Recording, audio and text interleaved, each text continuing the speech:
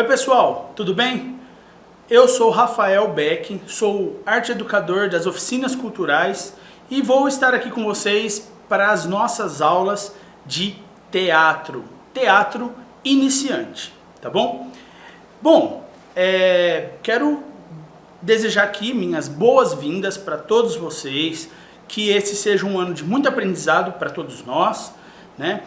As oficinas culturais esse ano, por conta da pandemia, estão um pouquinho diferentes. O ano passado, mesmo que foi online, nós tínhamos um grupo fechado de pessoas que já vinham, pelo menos, do começo do ano com algum tipo de aprendizado. Esse ano as aulas serão abertas, né, para todos, então isso vai modificar um pouquinho a dinâmica de nossas aulas, porque eu tenho que preparar aqui uma aula que vai desde aquela pessoa que já fazia teatro, que já conhece alguma coisa de teatro, até aquela pessoa que não sabe, não conhece teatro e está começando do zero, tá? Então pode ser que alguns de vocês que estão acompanhando as aulas passem por coisas que vocês já viram, tá? Eu não tenho como peneirar isso, eu não tenho como saber quem que vai assistir as aulas, né? Esse ano não teve inscrições, então eu não conheço a turma. Por isso, então, já peço aqui desculpa para você que já viu algum conteúdo desse, para que você tenha um pouquinho de paciência, porque essas aulas são para pessoas que começaram do zero teatro, tá bom? Bom, vamos então para a nossa primeira aula, né? Nesse encontro, pessoal, nós vamos falar um pouquinho sobre o que é arte.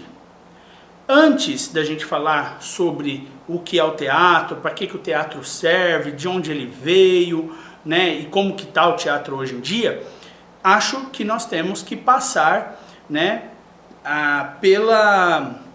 por essa etapa de vocês saberem aqui o que é arte. Muito embora, no meio da nossa aula, vocês vão entender que não dá assim para definir o que é arte, mas nós vamos começar do comecinho, né? Vamos então falar sobre o que é arte na aula de hoje, beleza?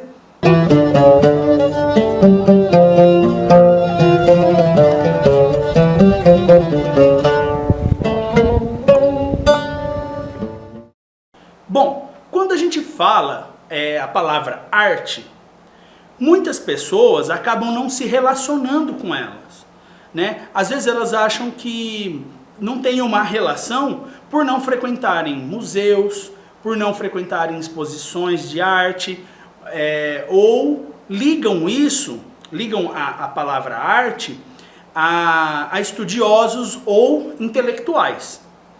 Mas não é bem isso. A arte, ela está no nosso cotidiano, né? Muitas pessoas acham que não tem acesso à arte, mas não, ela faz parte do nosso dia a dia. Por exemplo, uma música que você ouve é arte. A novela que você assiste é arte. Sabe aquele guardanapo pintado na sua cozinha? Também é arte. E aquele bordado que a sua avó faz, aquele crochê, tricô, também é arte. Então a arte, ela faz parte da nossa vida, ela está presente no nosso cotidiano, nós podemos afirmar isso. Agora, uma coisa que é muito importante dizer é que a arte, ela é muito difícil definir, né? Ela é quase indefinível.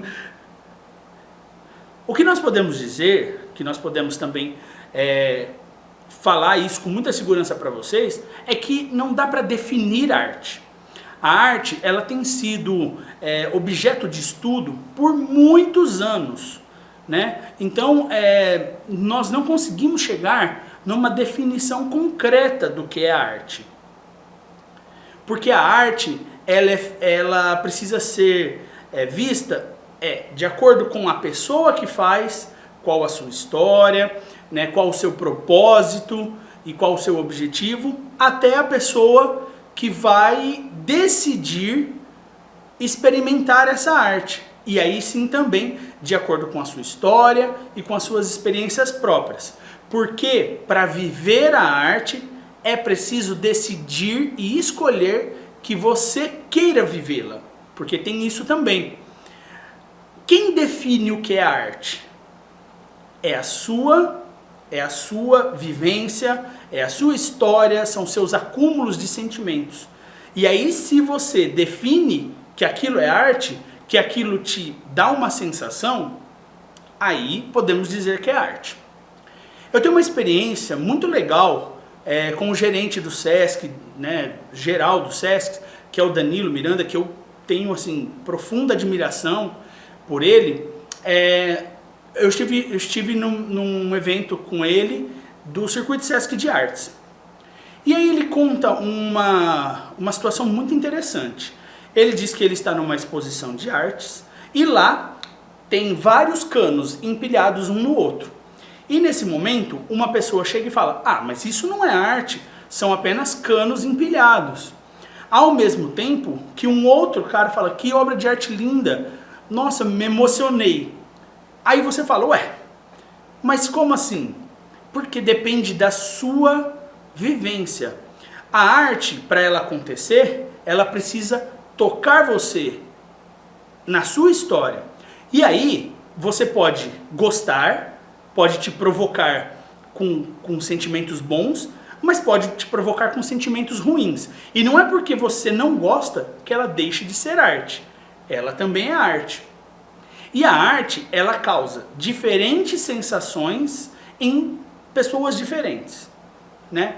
Por exemplo, a sensação que você tem quando você ouve determinada música, que ela te transporta para algum lugar, que ela faz você trazer recordações, sentimentos, lembranças, que ela te faz rir ou ela te faz chorar, pode ser que, de um outro lado, tem alguém vendo uma obra de arte, um quadro, por exemplo, e que cause as mesmas sensações.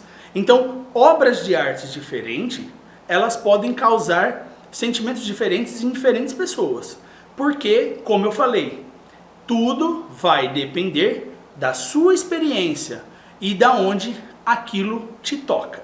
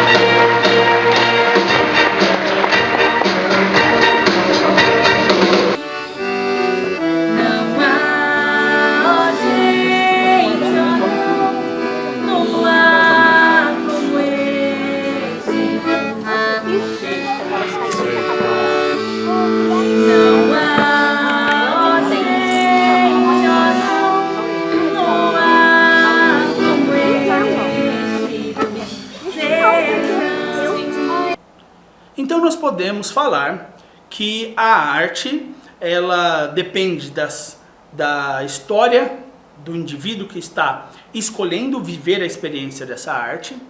E também nós temos que lembrar sempre que não dá para definir o que é arte, certo? Porém, nós podemos fazer algumas afirmações. Como, por exemplo, que a arte ela surge da necessidade dos seres humanos de se comunicar. E aí, eu preciso falar para vocês isso, que o curso desse ano, essa oficina de teatro que nós vamos fazer, eu escolhi, por não saber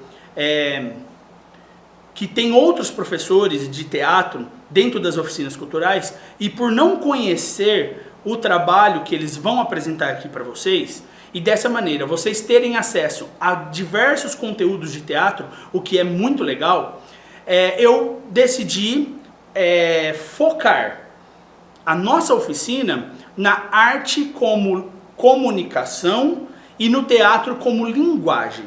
Então, todo o meu plano de aula para esse ano, ele está feito sob essa ótica: arte, comunicação, teatro, linguagem. Tá bom? Então nós vamos, toda a aula, todo o conteúdo que eu estou preparando, eu estou usando como eixo condutor esse esqueminha que eu falei para vocês. Tá bom? Então, desde o tempo dos homens das cavernas, o homem tem necessidade de se comunicar, seja pelas pinturas rupestres nas cavernas, ou seja por exaltação. Quando ele fica muito feliz, ele faz movimentos e isso gera uma espécie de dança. Assim como quando ele precisa ensinar algo ou contar uma história, ele faz representações. Então o teatro ele nasce dessas representações. E aí, gente, ele vai caminhando assim com a humanidade e ele vai se transformando, tá bom? Então, eu sempre brinco com os meus alunos, principalmente as crianças, quando eu estou dando aula de teatro para as crianças, que é o seguinte: quando o homem da caverna precisava ensinar o seu filho a caçar, e aí eu faço uma ceninha para eles, porque ele não tinha o diálogo, né? Ele não tinha a fala. Então ele fazia sons e representação. Quebra o galho da árvore. Afia, faz uma lança. E mata o bicho. Abre o bicho, come. Então eu brinco, faço essa ceninha, como se o homem da caverna fosse ensinar o seu filho a caçar, por exemplo, né? Porque fica mais claro para as crianças. Então o teatro vem dessa representação, certo? Muito bem. Dito isso, tendo aí um rápido, bem resumido panorama do que é a arte, da arte como comunicação, quando a gente precisa se comunicar, nós precisamos do quê? De uma linguagem, né? E aí é onde entra o nosso teatro. O teatro vai ser como ele vai se comunicar, certo? Então, ele precisa se comunicar, né? Ele precisa se comunicar, ele precisa dizer o que ele sente. E como ele vai dizer? Representando, tá bom? Então, a nossa aula desse ano, ela vai ser por esse caminho da arte, do teatro como linguagem. E aí sim, conforme o tempo vai passando, o teatro vai se desenvolvendo e chega lá na Grécia.